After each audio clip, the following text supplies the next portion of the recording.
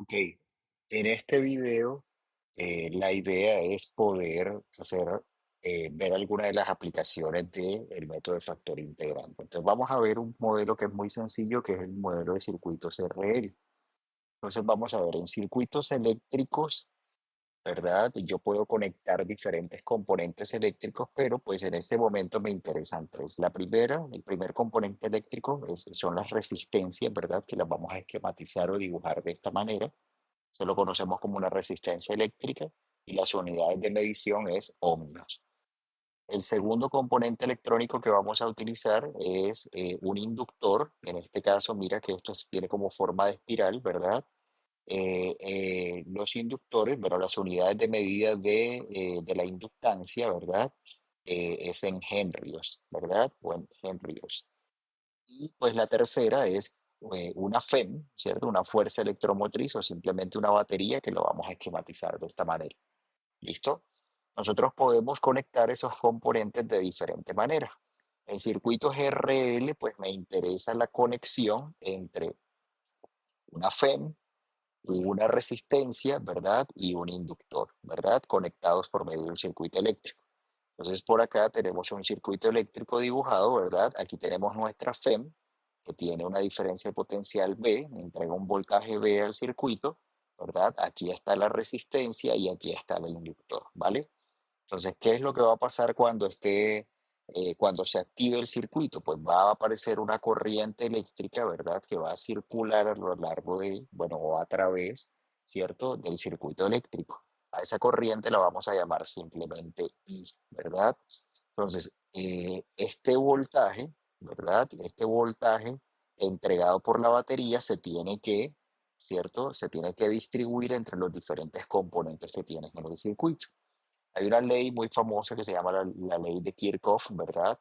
Y lo que te dice esta ley de Kirchhoff es que básicamente, pues como la energía se debe conservar en el circuito eléctrico, las caídas de potenciales, bueno, la caída de los potenciales de cada uno de los componentes en el circuito, o bueno, por lo menos en una malla cerrada, tiene que ser igual a cero. Esta B representa el voltaje de la batería, esta B sub R representa el voltaje o caída de potencial de la resistencia y este B sub L sería la caída de potencial del inductor, ¿verdad? Entonces, si yo tomo esta ecuación y despejo el voltaje de la batería, pues voy a encontrar simplemente que el voltaje de la batería debe distribuirse, ¿verdad?, entre los otros dos componentes que conforman el circuito, ¿vale? Bien. Bueno, de física eléctrica, ¿verdad? Pues uno puede, se sabe, se conoce, ¿verdad? Que la caída de potencial en una resistencia es igual a la corriente que pasa a través de ella multiplicado por la resistencia como tal, ¿verdad? Y la caída de potencial en el inductor va a ser la inductancia, ¿verdad? De ese componente electrónico multiplicado por la derivada de I con respecto al tiempo. O sea, mira que la corriente que pasa a través del inductor no es una corriente constante, ¿verdad? Entonces, si yo reemplazo esto acá y reemplazo esto acá, pues me va a quedar una ecuación diferencial, ¿cierto? Que es la ecuación diferencial que me va a modelar los circuitos eléctricos. Bueno, ojo, circuitos eléctricos que solamente tengan esos tres componentes. Y si tú miras esta ecuación diferencial es una ecuación diferencial de primer orden, ¿verdad? Y siendo una ecuación diferencial de primer orden, bueno, no la podemos solucionar por separación de variables, ¿verdad? Pero sí podemos utilizar la técnica de factor integrante para poder determinar, ¿verdad?, cuál es la corriente que atraviesa o que está pasando por el circuito en el tiempo. Dividimos todo entre L simplemente para que nos quede un 1 aquí de este lado, ¿verdad? Y esta ecuación que está acá, en esta ecuación que está acá, esta sería P de X y esto sería F de X, ¿vale? Entonces, resolver esta ecuación diferencial lo que nos va a decir es qué está pasando, ¿cierto? Con el circuito eléctrico, ¿verdad? Desde el punto de vista de la corriente. Entonces, vamos a mirar un ejemplo. Dice, suponga un circuito en serie formado por un resistor de 10 ohmios, un inductor de 0,5 henrios, conectado a una batería de 12 voltios.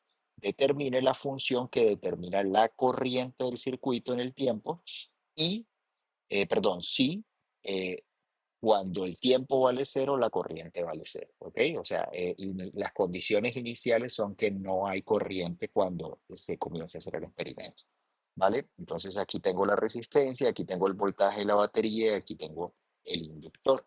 Y lo que me están pidiendo es precisamente la corriente eléctrica, ¿vale? Armo mi ecuación diferencial, pues teniendo en cuenta esta ecuación que tengo aquí arriba, reemplazo lo que es la R, reemplazo la inductancia, el voltaje de la batería y aquí de nuevo la inductancia. La ecuación nos va a quedar escrita de esta manera, ¿vale? Este 20 sería el P de X y este 24 sería el F de X. Mira que para este caso, P de X es constante y F de X es constante, ¿vale? Esta ecuación diferencial la vamos a resolver por factor integrante, entonces calculamos el factor integrante, ¿cierto? Reemplazamos aquí el P de, bueno, P de T en este caso, aquí sería P de T, ¿verdad? Es una función que depende de T, que es la variable independiente. Reemplazamos aquí el 20, integramos, ¿verdad? Y bueno, mira que en este caso no puedo, no me aparece un logaritmo, o sea que no voy a tener que, este, no voy a tener como cancelar ahí logaritmo con exponencial. Este que está acá sería el factor integrante. Tomamos nuestra ecuación diferencial, que sería esta que está acá, la multiplicamos por el factor integrante. Mira, aquí lo estamos multiplicando por ese factor integrante.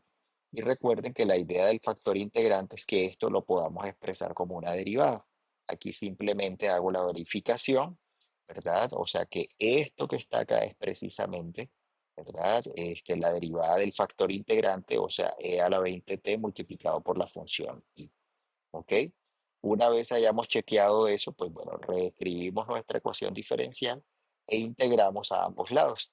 Cuando integremos de este lado con respecto a dt, ¿verdad? ¿Cierto? De este lado voy a obtener simplemente e a la 20t multiplicado por la función i de t. Y del otro lado, pues bueno, cuando integro, como es una función exponencial, me va a quedar la integral de esto, ¿verdad? La integral de esto es e a la 20t dividido sobre 20. ¿Ok? Simplemente reemplazo acá el resultado de la integral, simplifico un poco y despejo la función i de t. I de t pues me quedaría escrita de esta manera. Entonces ahora vamos a ver. Bueno, en el problema me dan una condición inicial. Me dicen que la corriente vale cero para cuando el tiempo vale cero. Eso quiere decir que como yo tengo este PBI, este problema de valores iniciales, yo puedo calcular esta constante de integración. Entonces, teniendo en cuenta esa condición inicial, ¿verdad? Reemplazamos para t igual a cero, aquí me iría un cero, ¿verdad? Yo puedo calcular esa constante de integración y esa me daría menos 6 quintos. Reemplazando c por la constante de integración, pues entonces me daría esta función que está acá. Y mira qué interesante esa función, ¿verdad? Porque esa función lo que hace es que me modela precisamente la corriente del circuito eléctrico. ¿Listo? Esto lo que tiene que ver con modelaje de circuitos RC, perdón, RL, ¿cierto? RL, ¿verdad? Eh, por medio de ecuaciones diferenciales de primer orden.